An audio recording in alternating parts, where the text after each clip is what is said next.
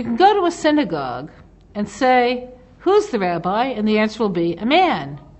Who's the prayer leader, the chazan? A man. Where are the women?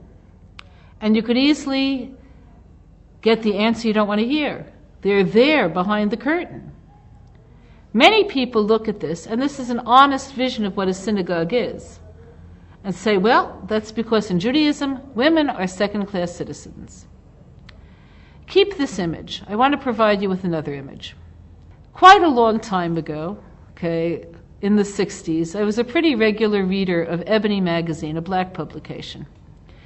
And I remember once reading an article about Coretta King, who was indeed a beautiful woman. And what they said was, her beauty proves that a black woman could be just as beautiful as a white woman. Would this fly in a black publication today? It would not. And the reason is that blacks have come into their own. They don't have to apologize for being not white. In the same way, in Judaism, women have stopped apologizing for being not men. There are practices that are distinctly masculine. Certainly leading the prayers and being the rabbi in the synagogue is a masculine function in Judaism. But let's look at Judaism a bit more closely.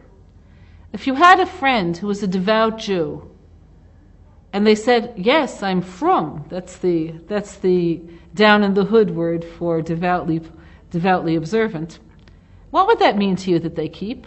Kosher, Shabbos, if they're married, that the woman attends the mikveh. Who does those? These are the three most significant mitzvot in Judaism.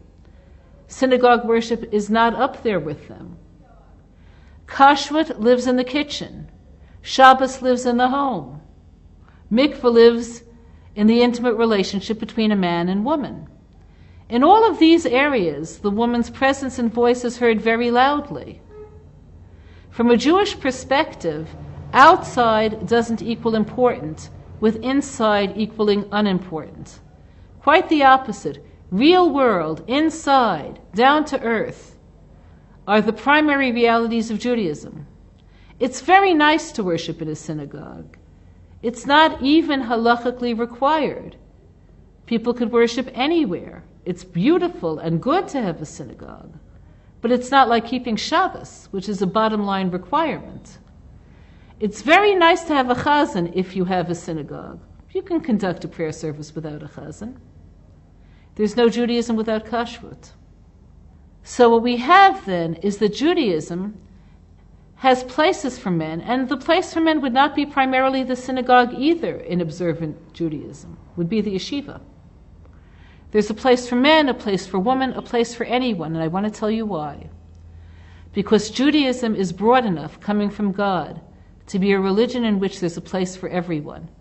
A place where everyone could write their script and determine the degree of their specific brand of spiritual success based on their sincerity and their efforts. Welcome to the religion where women no longer apologize.